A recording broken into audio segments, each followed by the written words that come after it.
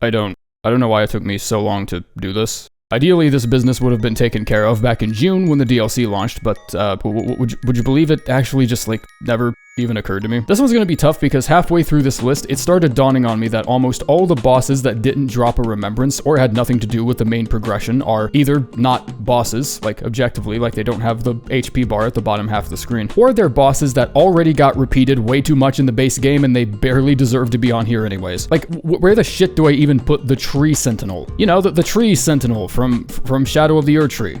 What about the other Tree Sentinel? As is the standard in Fromsoft culture, it's not truly a boss unless I run into it again 7 other times in decreasingly convenient fighting environments. So, in efforts to conform this ranking to such rigid customs, I've just decided the arena itself will also be considered criteria. That'd be like if I released this Sons of Alexander merch lineup 7 different times, but incrementally increased the size in a way that made it difficult for you to fit in your room. Number 42, the Tree Sentinel. I think it's very funny to imagine this is a previous Tree Sentinel you clapped in the base game in Altus or something and allowed his soul into the DLC. And now he's just able to chill out like, God, I'm so glad I don't have to deal with that dragon head wielding freak anymore. And then here comes your ass jogging to the hinterlands on your way to roast his balls a second time without even knowing it. As far as repeat encounters go, this one can very easily be thought of as the most egregious. One of the DLC's highest scaling areas, literally right behind Inner Elam, has a repeat encounter of the second fucking boss you ever even find in the game. The only way this could have been worse would be if they replaced him with a grafted scion. This didn't even need to be a boss. I personally think it would have been more impactful to just cut out the boss theme entirely and just make him feel like a standard enemy. At least then we would have the illusion of some sort of power progression here, but it's just a standard boss with the standard Tree Sentinel music score and the standard Tree Sentinel health bar. You could have made this encounter feel better by doing negative work. Number 41, the other Tree Sentinel. You can literally see how close they were to making this another duo fight, but at the very last second, the intern spoke up and said, hey, let's just have this other guy, like, guarding the road to the village or something. And I don't know, I guess they listened to him this time, and I think that's enough to consider it a step in the right direction. It is hilarious, though, how the second Sentinel charges in with such confidence, like he's expecting backup from the one behind him, but you can clearly just see him in the distance turning around like he's just like he's on the phone with his mom or something, and he just, like, doesn't care. The two fights are mechanically identical, save for the fact that one of them attacks you with a torch, which opens up an obvious window to say the fight is easier, and it absolutely is, but I can't pretend my iron-deficient clown ass didn't fall down the massive fucking crater behind me on my very first playthrough, so for honesty's sake, I feel like I need to just give the edge to the torch guy. I feel like he's owed that much at least. Number 40, Demi-Human Queen Marigga. Take a stacked, muscly enemy, give it a name, make it sound like a loose bastardization of another name that already exists somewhere else in the game to give it lore significance that allows people to defend it for a cheap reason, and there you go. Boss 179, done. You know, the Demi-Humans knowing sorceries and having a tie to the Academy isn't like some obscure detail or anything. I think most people who played the game picked up on that pretty quick. I don't know how this would have turned out, but you could have maybe given Marigga some slightly shittier Cannon of Hema spell or something she launches as we enter into her line of sight. It wouldn't have made the actual fight any better, but it would have been a nice little intro that a lot of people would have remembered. Anything but, you know, what you did, which was nothing. I've nurtured a growing disdain for how Fromsoft tends to artificially inflate the difficulty of some bosses by just airdropping a bunch of ads into the environment, and I can only hope this isn't indicative of a growing trend later in 39, Shadow Altus Ghostflame Dragon. Jesus of a shit. As if dragons by themselves didn't already make the game's lock-on system piss rivers into its pants. Dragon fights have garnered a reputation in Souls games for being largely uninteresting and tedious, save for the one bad motherfucker hiding out in a cave somewhere at the very end they actually poured all their time into. This particular dragon not only suffers from the repugnance of being a Ghostflame Dragon with a new set of animations entirely different from basic dragons that ironically just accelerates the frustration they bring twofold, but it also took too wide a turn and slammed its tail into a nearby encampment, attracting the ire of the local flavor. What this means for you, the player, is the amazing sight of watching the boss fight cannibalize itself in a manner which I could only describe as a high school drama teacher breaking up a toxic LARP session. The most fun you could ever have with this boss is picking a spot to sit down and just enjoying the show, and as soon as all the soldiers inevitably get the shit kicked out of them, you summon your horse and you just piss right off.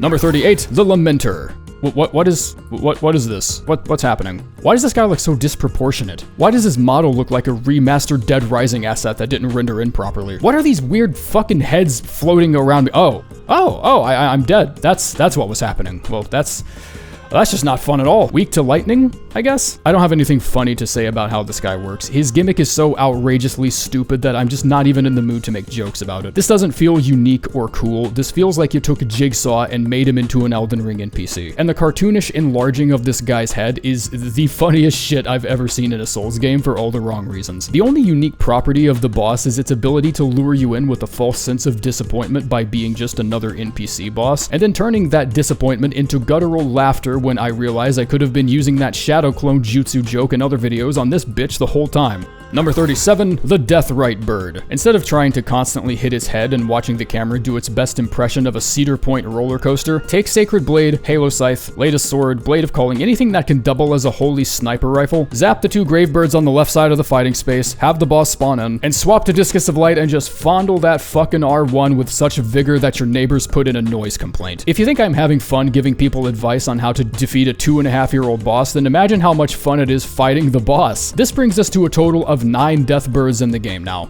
There are more Deathbirds in this game than there are Watchdogs. Number 36, the Fallingstar Beast. This whole encounter just didn't need to be here. I've been observing how I write scripts lately, and it feels like the issue of copy-pasting bosses or weapons is usually what brings out the game design backseater side of my writing, because I just start listing off random shit that I think would have looked cooler without any actual evidence to support it. That brief moment of introspection I just had could have been spent capturing footage or writing another sentence here in this script, much like how this boss could have spent its time keeping its head down and not breathing so I wouldn't have to fight it. The only part of fighting a Fallingstar Beast that can exist in the same legal province as fun is smacking it in the mouth with something when it first spawns in and charges at you. And you even locked one of the greatest weapon ashes behind it too, instead of just like leaving it on some dude's table. Number 35, Metyr, Mother of Fingers. I knew this boss existed for the longest time, but never actually made any pursuit to challenge the boss legitimately. I would capture shots of it with the HUD off and my HP locked at max just so I could look like I knew what I was doing, and I started doubting why people hated it so much since nothing about it really appeared all that convoluted or discomforting to fight around. I like this visual effects more than any other boss in the DLC, so there's no way it could have been that bad, and now we're fucked. Oh god. Those hitboxes are, wow, that's, the laser comes back. That's cool. You can get hit twice by the same laser. Awesome. This is like Commander Gaius levels of dodge precision you have to be implementing here. Unless you can time a frame-perfect dodge with half her melee attacks, you better find a sniper's cannon piece somewhere in all that nothing and start spooling up some lightning incantations. If that doesn't work, then I can't help you. Fucking go get the trident, I guess. That shit kills everything. Landmass that shits minions and AoEs and also does 7 bajillion damage by throwing its body weight around is a boss blueprint I've only seen twice in 9 years, and I'm already sick of it. Whatever Diablo raid encounter you guys are trying to make over there, it's not working. It's time to stop, please. Number 34 through 31, the 4 Mausoleum NPCs. NPC bosses are largely last resorts for filling the space you've made with content. I mean, I don't have any evidence to prove that, but there's no way it isn't. Like, it just has to be. I can't bring myself into any state of mind that would allow me to take one of the new DLC weapons, give it to an artificial player, shove him somewhere in the ass end of the Altus First Baptist Church and just think, alright, next boss. The only way I can think of justifying it would be the intent of showing the new weapons being used against the player first before giving them to you, which might build a thin,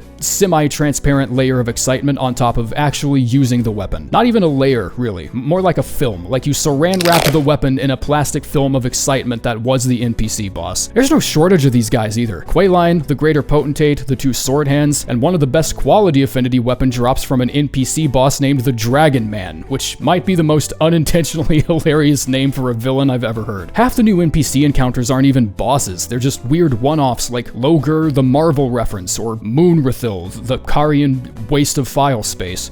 Number 30, the Chief Bloodfiend. Holy fuck, this guy just sucked. Will you please just back off for a couple seconds?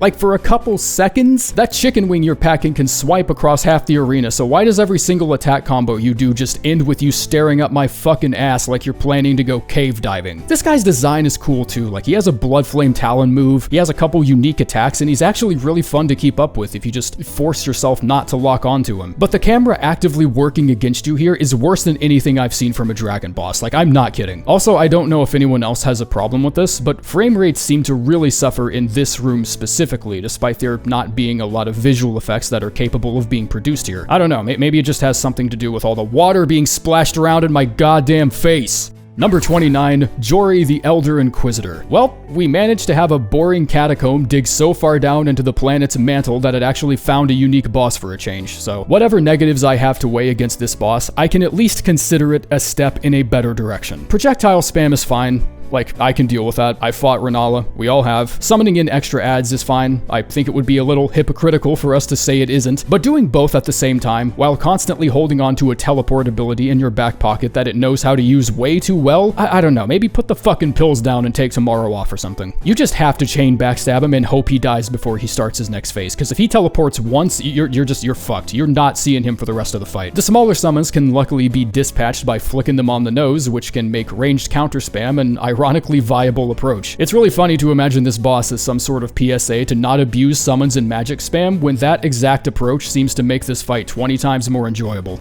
Number 28, Black Knight Edredd. Taking regular enemies and sticking them in the game as bosses has a really funny and useful side effect, which is the runic eyes variants that occasionally spawn in and drop 5 times their usual runes, which is almost worth refreshing the world 15 fucking times just to land on the effect, but it's still not quite worth it in my opinion. I thought these Black Knight bosses were a nice way to demo the weapon ashes you could pick up, but that was before I found out only one of them actually drops the ash that matches their moveset. I guess aspects of the Crucible tongue slap just didn't have the same ring to it, so they didn't include it. I'm ultimately blaming this one on myself because I remember saying repeat bosses could potentially work if they had different abilities, and I'm afraid that opinion might have paved the way for them to be like, what if we just stapled a pair of wings to Tony's back and called him a boss? Number 27, the Ancient Dragon Man. What if we just stuffed Andrew in a Game of Thrones costume and called him a boss? Where are the other dragon men? I don't get how this works. Are they like a separate race entirely that hasn't been expanded on? No, actually. This isn't a Ancient Dragon Man. This is the Ancient Dragon Man, arbiter of those worthy to devour the dreaded one. What the hell is with this game giving such high responsibilities to bosses that could be soloed by Crash Bandicoot? This guy barely has enough strength to become the arbiter of a chicken sandwich. How was this system never usurped by any other figure in Dragon Communion lore? How did Eleonora never catch wind of this guy and just knock him down a few pegs and claim a bit more status? I had to boost his HP just to make sure I had enough footage to work with for this section because I was afraid the fight would end too quickly. Take away the rock hard effect and he's just a high school football coach, like his face even fits the description perfectly. The fucking Battletoads could kick this guy's ass.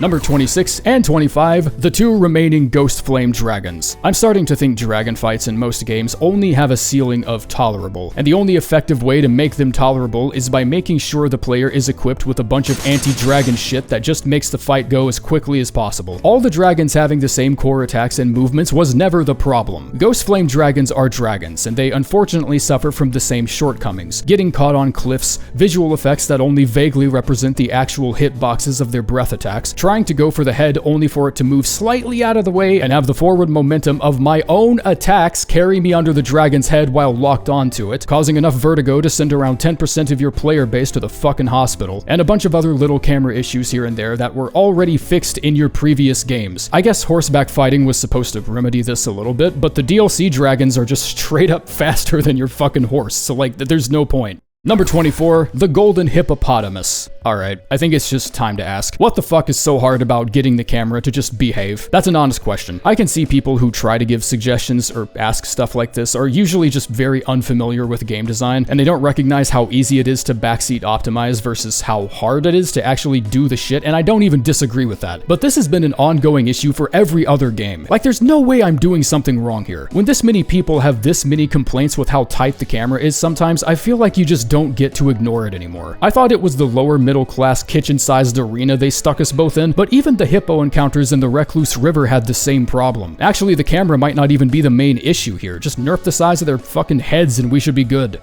Maybe take a look at that grab hitbox too while you're at it. Number 23, the Jagged Peak Drake. With the introduction of a Dread Dragon comes the subsequent introduction of lesser Dread Dragons. Sure, that makes enough sense. I'm actually on board with that. That does make sense. Do they get a different moveset or something? Oh wow, they actually do. Alright, well I was prepared to make this entire paragraph a bunch of snarky one-liners about how Sheldon the intern accidentally copy-pasted the entire moveset without anyone noticing, but I guess I can't make fun of that here. I can make fun of that a little bit. It borrows borrows the one attack from the regular dragons it doesn't even really need, which is the Flying Breath sweep that always leads to it getting caught on a mountain crevice somewhere, just like literally 100% of the time. I thought the arena size wasn't going to be a problem, but I guess no matter how wide open the space is, dragons as field bosses just have this unique way of making you feel like you're fighting it in a bowl of soup. Number 22, Curseblade Labirith. Normally you do the reverse of what was done here, which is to first introduce something as a boss and then start bringing it back as a normal encounter as a means of conveying a power progression that allows the player to think, wow, look how strong I've gotten. Remember when I had trouble with these guys? Introducing something as a normal enemy and then making it a boss later on generally just comes with this very negative impression you leave on players, because even if you were obviously trying something cool and original with the darkness mechanic here, it's still just gonna give people a window into saying you're running out of ideas, even if you're not. And it really doesn't help that it's a repeat of the literal first fucking dude that lands on us when entering the DLC. I did think it was pretty cool to be on the receiving end of an incantation I've previously said was vastly overrated, so congratulations on successfully shoving your middle finger at my ass, but there's still very little change in the fundamentals of how a regular curse blade works. Like, I'm just fighting a normal dude who knows how to cast one spell. Number 21, Count Ymir. It's an open secret that my knowledge on the game's lore is limited only to what I research online for funny bits and the occasional spell mod, so I'm not sure how strong Ymir is actually supposed to be, but the description of that weird dumbass hat he wears confirms R'hllana as a student of his at one point. So if 2 hits from Taker's Flames is enough to blast him wide open, or if half the footage I recorded involves him trying to beat the shit out of a wall he just clipped into, maybe I'm allowed to ask a few questions. Maybe locking him into a 3-second animation of him giving birth to a giant hand doesn't result in the most entertaining of encounters. I can't believe I'm advocating for something like this in the lands of one-shots, but if he's supposed to be this powerful, then make him a little harder. Take some of the visual effects from Metyr and give it to this guy. I'm sure he wouldn't mind. Number 20, the other Jagged Peak Drake. Giving a dragon more shit to fight almost never makes a dragon encounter more fun to be a part of. I think the Ghostflame Dragon in Shadow Altus proves that pretty well. But rush delivering a second dragon into the fighting space and having them beat the piss out of each other results in a hilariously viable solution to the enduring suckage that comes with dragon bosses. And it's still shit. I just want to get that out of the way now. Like, repurposing normal dragons as field bosses just gives players an objectively horrible experience in which there is very little remedy to. But having dragons that are aggroed on each other instead of suddenly switching their attention immediately to you gives you a lot more room to work with and makes wing clipping and ankle biting a bit more comfortable, even though the fight itself is still insufferable. Senessax and Bayle should be the 2 blueprints from here on out. They spend most of their time on foot, but still have a challenging moveset. Flying attacks usually have a scripted event tied to them, which means no getting caught on cliffs, and the dragon head is either low enough to the ground to be comfortable, or so far up that it's just not an option. Just do that. Do that, and I think it'll be a good start, maybe. Number 19, Romina, Saint of the Bud. Bug fights are cool, just like in general. Like, they aren't top shelf encounters, and they usually have close ties to really annoying status mechanics, but they also have some of the freakiest animations that just come from being a massive bug, which can make looking for attack telegraphs and stuff feel really interesting. I'm really just caught between 2 different opinions on this one, which is that Romina should have had way more thematic buildup and importance for being a remembrance boss, or that she should have been less powerful and less significant, which would have made her lack of buildup make more sense. Because right now, we're just in this weird middle ground where one of the most visually unique remembrance bosses just doesn't have anything. Like, no cutscene, no intro build-up, nothing. Even the Putrescent Knight gets more than she does. You drop down a massive pit and you find it charging at you from a cave. That's pretty half-assed, but at least that's something. Romina doesn't get anything. She gets a surprise AoE that does loads of immediate damage to you if you aren't looking for the shift between phases, and a bunch of obviously telegraphed combos that don't feel difficult to avoid or punish. Half of her moveset is way too lax and predictable, and another half feels like its challenge is driven completely by extended hitboxes. And the only thing we get from that is an entire community splitting themselves into factions over how fuckable she is or something. Number 18, Ancient Dragon Senessax. He's got the old Fortisax head hang to him that makes him look depressed as shit, so spamming sorceries and ranged attacks makes this encounter feel very underwhelmingly easy. And I can tell that's exactly what they were going for too, because locking onto his legs just can't happen anymore. Like, you're just not allowed to do it. No idea why, but if I'm this far up the ass of the Jagged Peak, I'm too exhausted with dragons by now to start looking at this like it's a negative. Less points to lock onto a dragon, less avenues the game has to twist my character's head around like a pretzel at the county county fair, I'll take the W's where I can fucking get them. I actually think the way they handled lightning here was kinda smart. There's almost nothing whatsoever about the boss itself that isn't taken from another ancient dragon, but the fact that you're fighting him in water gives his lightning attacks this really cool spread emitter. A spread emitter that even triggers on obviously explicitly dry land. And Senessax can't do this despite also fighting him in water, which Oh, Jesus fucking Christ. Wait a minute, no, back up, don't tell me. Let me go through my notes here, hang on. So, the ancient dragons who betrayed their lord to side with the tyrant were known for wielding branching red lightning. Holy fuck. Okay, so the lightning spread actually has nothing to do with being in water, is what I'm gleaning from this. It instead comes from their betrayal of the other ancient dragons.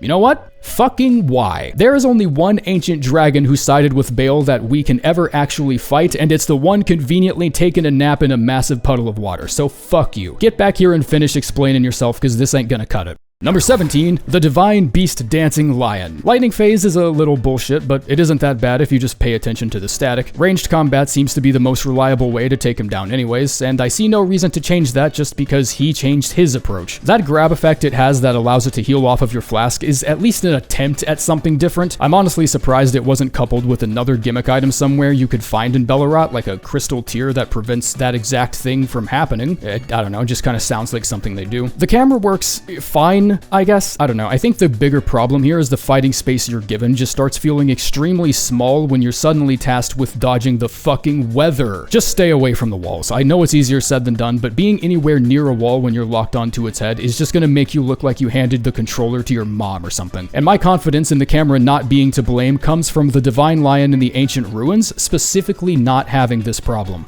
Number 16, Commander Gaius. I think it's really time for us to admit that he's just not that bad. The only attack in his entire moveset that suffers from an enlarged hitbox is his charged attack, and even that's, like, manageable. It may not be manageable in a fun way, and it requires to use specific weapon ashes to get around it, since not even great shields can consistently save you from it, but it's one dog turd in an ocean of gravity-based attacks that still feel fun to play around. Honestly, the worst mistake here was just giving him a remembrance. Just could have had him drop the sword lance and then shit out another Fallingstar Beast somewhere at the bottom of the map that drops blades of stone and no one would have cared. We would have been like, what's the big deal? He drops the sword lance, bro. Not like he's a remembrance or anything. Giving something a remembrance implies a certain bar of quality that Gaius just has a lot of trouble measuring up to. Very fitting considering his lore.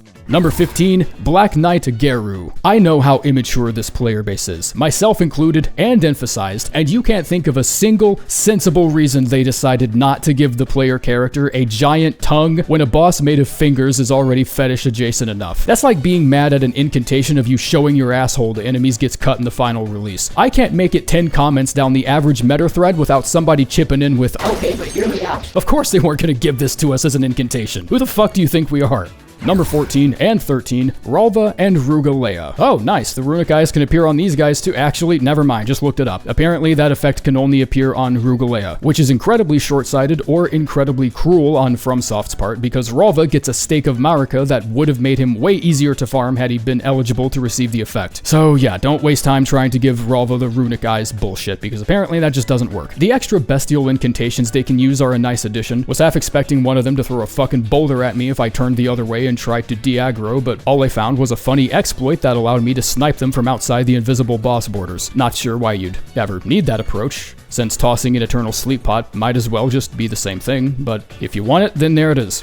Number 12, Promised Consort Radon. You know, it's fun. Really fun. And parts of it are also dumb. Really dumb. Despite having enough different attacks and combos to fill a textbook, very few of them feel like I'm just being handed some damage because the game thought I was having too good a time or something. If he starts with an overhead swing, I'm spending my entire time in that attack chain knowing those swords are coming down at some point and I'll know exactly how to punish it. When I talk about sticking with the game for a couple more weeks instead of immediately hopping on forums to advocate for boss nerfs, bosses like this are usually the ones I'm trying to defend. Granted, the visual effect nerfs absolutely needed to happen, and summoning echoes of yourself during certain attacks is the kind of just to look cool fantasy bullshit that makes no sense at all, like no matter how I try to contextualize it. But if you're going to make the final boss parallel to a god, I should feel like a god among men when defeating it, and that's how I felt. That's exactly how I felt. I know it's not Godwin, guys, I'm bitter about that too, and I probably will be for a long time, but this fight still deserves way more respect than half the other Vertigo simulators in this DLC.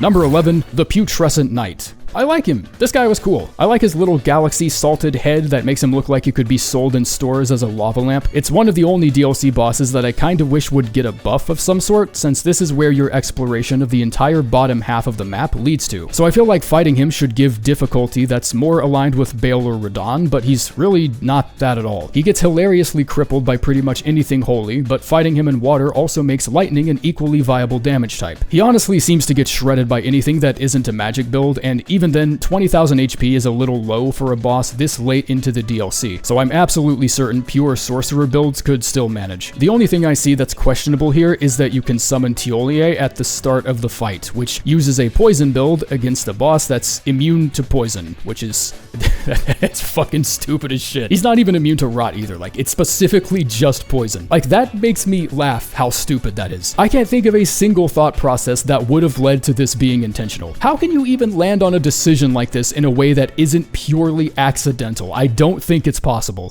Number 10, Leda and Friends. Wow.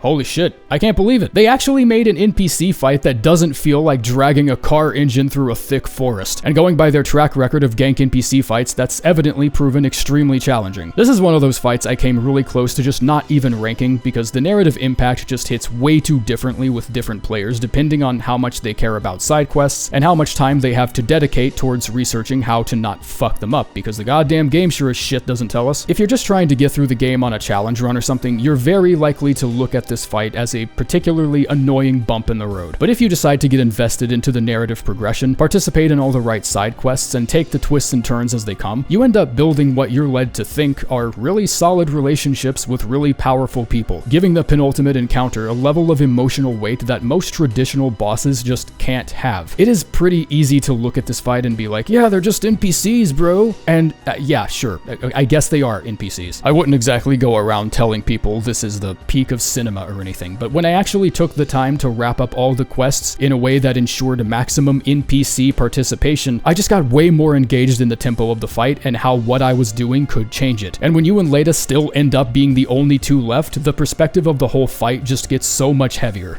Number 9, the Scadutree Avatar. Another encounter that I think is just way too weak to way too much shit. But I think the massive HP pool that it spans across 3 separate phases makes it a little on the chunkier side, so I guess no real complaints there. It has an interesting gimmick where defeating it and then performing a critical hit on the head lets its damage carry over to the next phase of the fight. The holy doomsday bomb attack during its final phase is a little bit of a bitch to properly work around, and the fact that the boss can even chain them together multiple times when it's about to die is just fucking like, you're going to get hit by that no matter what, because you would have just anticipated one explosion like last time and then rushed back in when it collapses. Like that's not even unfair. That shit's just mean. Number 8, the Divine Beast Dancing Lion. The other one, the one in Roth, the Ancient Ruins. Not the first one, not the main one. The fighting space not being nearly as closed off as the one in Bellerot makes the camera lock way easier to work with unless you just happen to get really unlucky and catch a snag on one of the pillars, if such a thing can even happen on a cylindrical object. The addition of Deathblight wasn't something I was anticipating the boss to have, so I did have to fight a knee-jerk, oh, this boss is actually stupider than fuck impulsive thought for a couple seconds. But once I filtered that out, I found myself just getting angry the DLC didn't start with this fight instead. It summons in Basilisk enemies to give the floor a nice second coating of Deathblight to keep you moving around, but equipping the Beast Repellent Torch hard counters that by just preventing them from ever attacking you. Honestly, the only negative I really have about this encounter is the fact that it's placed so late into the DLC's progression that you're almost guaranteed to fight the one in Bellerot first, unless you find the route into Shadow Altus that skips the Rolana fight. Finding a second Dancing Lion chilling out somewhere under a ruined ziggurat or something just undermines its originality.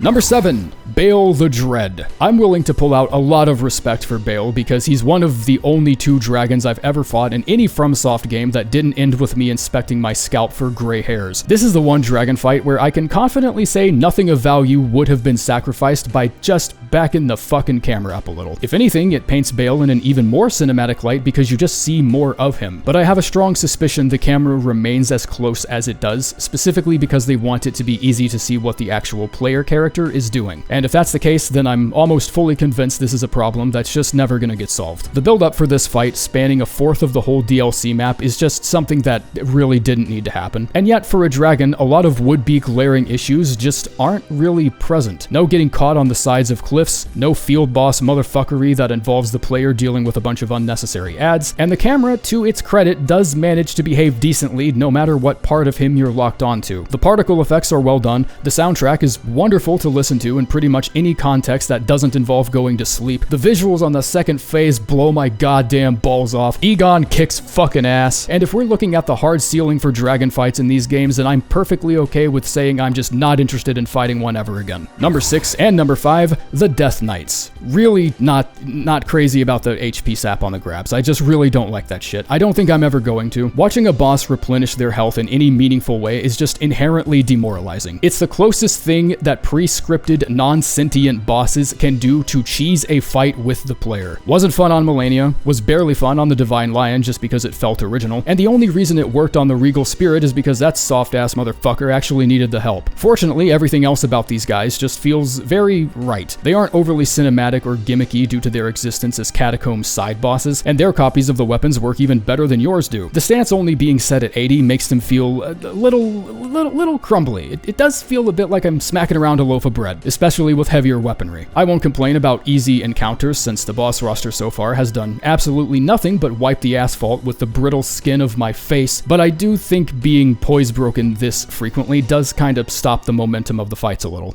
Number 4, the Demi-Human Sword Master. We've fought Cerberus if he was an ancient dragon, we've beaten Gurion if he knew how boomerangs worked, and now we get to fight Virgil with a balding hairline and degenerative bone disease. It could only be a more perfect one-to-one representation if there was a plastic lawn chair somewhere in his arena, and it's not even the ability we get to use on the actual katana. This little bitch has combos. He's got more combos than a freshly stocked Tennessee gas station, and the most glaring negative I can even think of is why he couldn't have been found in a later catacomb area, so his health bar could be longer and I get to just spend more time fighting him. Saying you hate him or think he's overrated in a forum somewhere is hands down the easiest way to just get your ass flat out neutralized. Players will pick up your digital scent and learn how to detect you in-game specifically just to troll and report you. And after spending the time I have with this boss, I can pretty confidently say it's deserved. Maybe just get rid of the other one passed out in the Cerulean Coast, and I'll just pretend I didn't notice. Thanks. Not like anyone fights that fucker anyways. Number 3, R'hllana the Twin Moon Knight. She's got magic,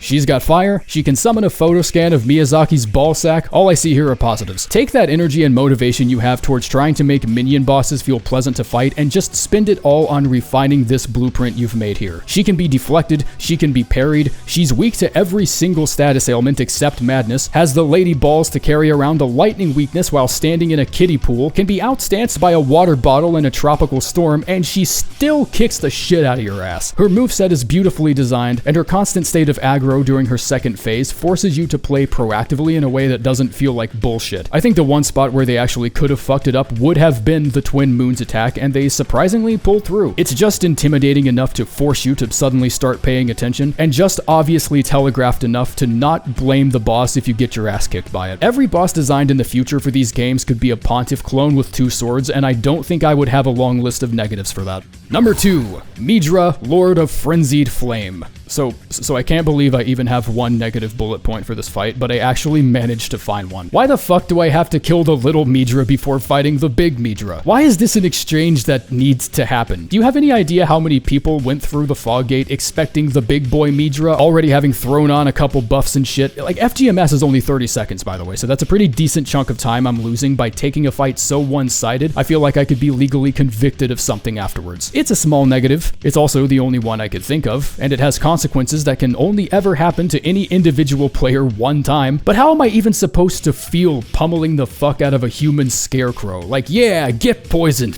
piece of shit. It just feels awkward to be involved in. It feels even more awkward to lose your guard during those short 6 seconds of combat and give him a window of time that he's just barely not helpless enough to react to and get a hit. I mean, at that point, just fucking reset. Like, whatever number attempt you're on for this guy, it's obviously not going to be this one, so just shut up and go back to the grace. GG, go next. Number 1, Messmer the Impaler. This hunk is just way too premium to ridicule in any comical way. I've tried like 6 times and just backspaced before I even finished a sentence. I can't do it. Everything about how he's presented and how he attacks you just feels like so much time and care was put into it. He's the only boss in the entire DLC with clear as day attack patterns and a telegraph so obvious it might as well come with its own dedicated sign spinner, and he still punted my balls into my chest harder and more frequently than any other boss. Yet simultaneously, I feel like his difficulty curve tapers off way faster just due to how recognizable his attacks are. That is what those in the industry like to call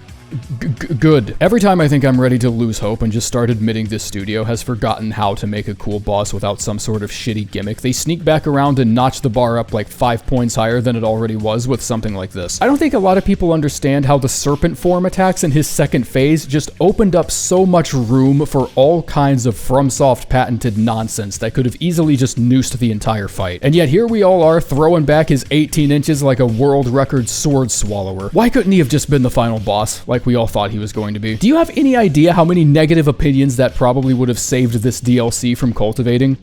At least some, probably. Probably not a lot, but definitely some.